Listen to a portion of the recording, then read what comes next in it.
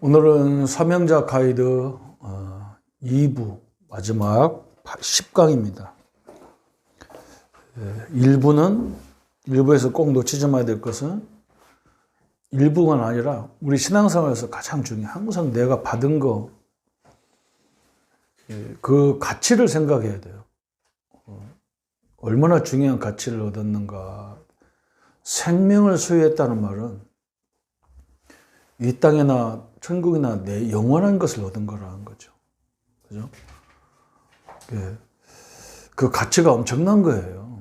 생명이라는 건 절대 죽을 수가 없는 거잖아요. 다른 자연 세계를 다 봐도 겨울이면 다 죽는 것 같지만 봄이면 다시 싹이 나듯이 우리 인간도 죽는 것 같지만 다른 세계, 다음 세계에 분명히 있는 거잖아요. 그러니까 내가 받은 이 축복이 얼마나 소중하냐, 이걸 모르면 우리가 워낙 세상적인 기준으로 각인되어 있기 때문에 그게 막 좋은 것이고 그게 다라고 생각하는데, 우리가 얻은 것을 알면 이게 다가 아니구나, 내가 받은 축복이 엄청나다는 것을 알게 되고 깨닫게 되죠. 그래놓고 이제 우리가 무엇을 봐야 되느냐, 이제 그게 딱 보이는 거예요. 이제 참 영원히 보이는 거예요. 한마디로 말하면. 참 저 사람들 이 생명을 얻어야 되는데 다 가지고도 이거 하나 없어가지고 사실 행복하게 사는 것 같아도 그렇지 않잖아요. 유대인들이 엄청난 부자가 되는데 유대인들 사는 집에 가보면 이 담 높이가 본집보다 더 높아요. 본집보다. 카메라 달리고 경호원 있고 무서워서 그런 거죠. 무서워서. 유대인들 하면 돈이 많다는 걸 사람들이 알기 때문에 막 들어가서 막 도둑질 하려고 죽이고 들어가려고 난리도 아니잖아요. 하나님 모르면 그런 엉뚱한 데 다 이렇게 사로잡혀가지고 어렵고 온 거거든요. 그래서 그 부분이 굉장히 중요한 걸 보여주는 거예요. 그러면서 오늘 10과는 뭐냐면 하나님은 5가지 방법을 주셨다. 마태복음 28장 16절 20절에 예수님이 마지막 부활하셔서 하신 말씀이잖아요. 너희는 모든 족속으로 가서 제자 삼아라. 그래서 이 3가지가 여기서 굉장히 중요한 게 너희는 가서 모든 족속으로 제자 삼아. 이 3가지가 중요한 거예요.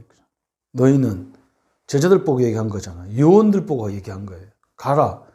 현장에 가라는 거죠. 가서 제자 삼으라는 거예요. 우리는 자꾸 교회에서 제자 삼으려고 하는데 성경은 가서 제자 삼으라는 거예요. 가서. 이게 얼마나 중요합니까? 그죠?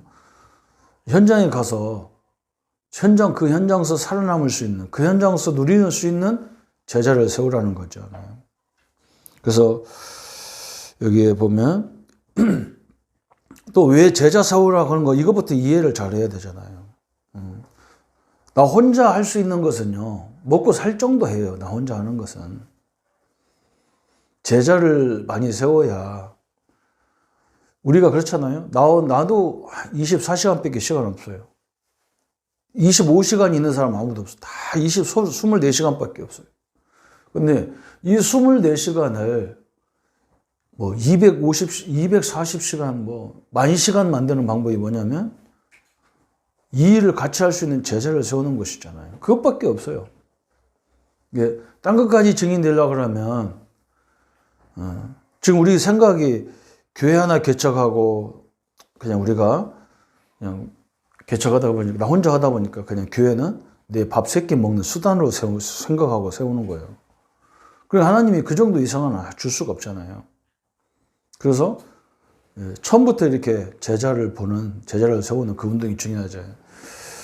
오늘 내가 전도학교에서 잠깐 얘기한 말씀이, 제가 처음에는 구원의 길을 듣고 너무 충격받아서 이 4가지 원래 인간 이 땅의 문제가 어디서 왔는지, 그 예수님이 그 문제를 해결했다는 거하고 그 예수님을 믿으면 받는 응답이 뭐냐, 축복이 뭐냐, 요 메시지를 딱 듣는 순간에 제가 나 만난 사람은 이 네 가지를 믿든 안 믿든 알게 해야 되겠다. 이런 마음을 갖고 전도를 시작했어요.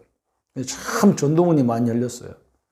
어느 날 제가 갑작스럽게 이런 생각이 딱 드는 거예요. 뭐냐, 저 사람들 영접만 해놓고 양육이 안 되면 나 같은 신앙자로 낙연하다 끝날 거 아니냐.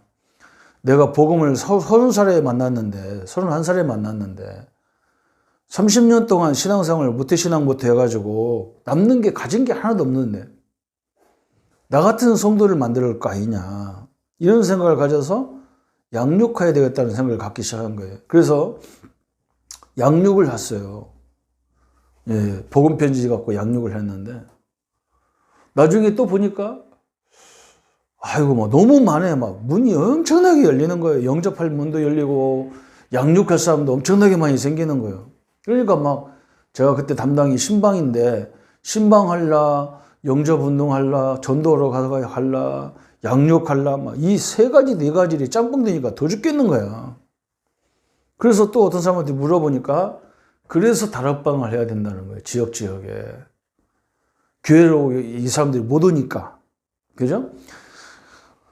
예수 영접했다고 교회에 팔딱 올 수 있는 게 아니야. 그래서 그 현장에다 다락방을 만들어서 거기서 말씀 운동 해가지고 그때 내가 한 것이 뭐냐면 우리 교회, 이 새신자가 우리 교회 오면요. 상처받도록 돼 있어.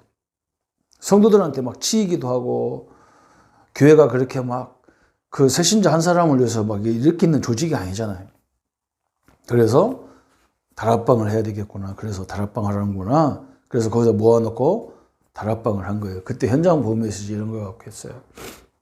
그러니까 보세요. 신방할라, 양육, 영접은 전도운동 할라, 양육할라, 다락방 할라, 네 가지가 더 생겼어. 이게 더 복잡하잖아요. 그래서 내가 이런 걸 다 해보고 나서 결론이 뭐냐. 아, 그래서 예수님이 제자부터 세우라겠구나. 그래, 제자부터 세우라니까 어떤 사람은 또 제자부터 하려고 한단 말이야. 내가 이런 경험 없이. 그렇잖아요? 이런 경험이 있어야 선생님 역할을 할 거 아니에요. 제자를 세우는 거 할 거 아니에요. 그죠?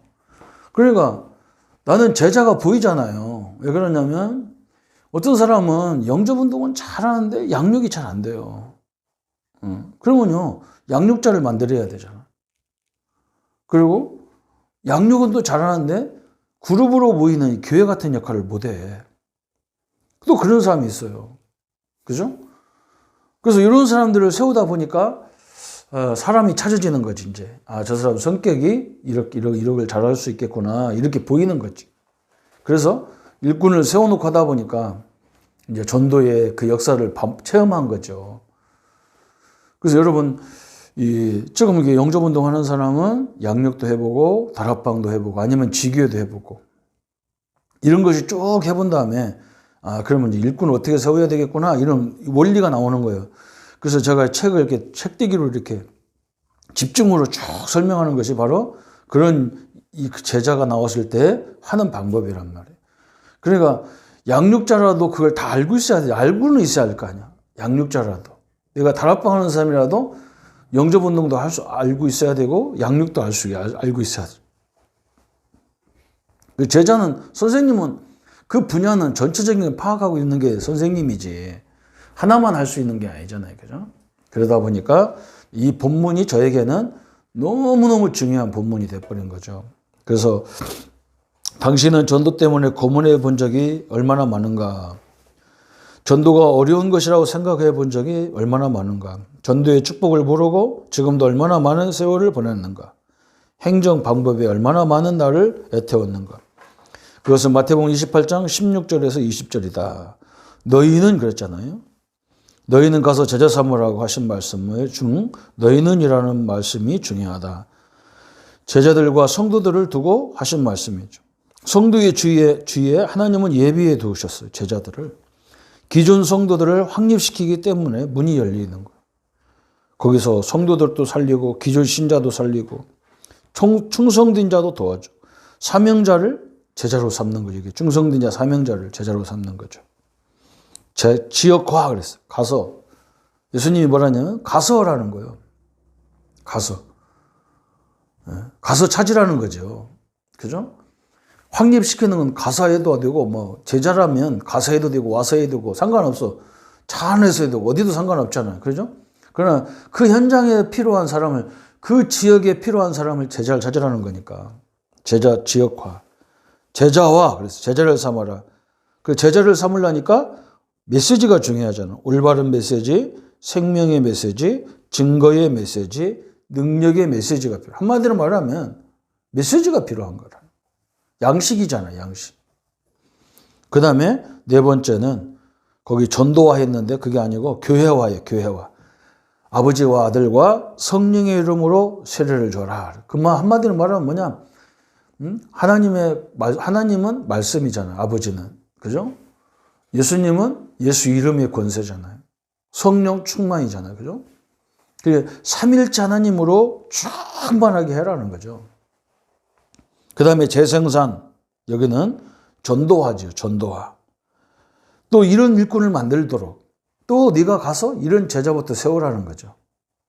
그래서 이런 제자는 예수님 같은 경우는 가서 직접 이렇게 사람 모아놓고 하는 것들을 다 보여줬잖아요. 이렇게.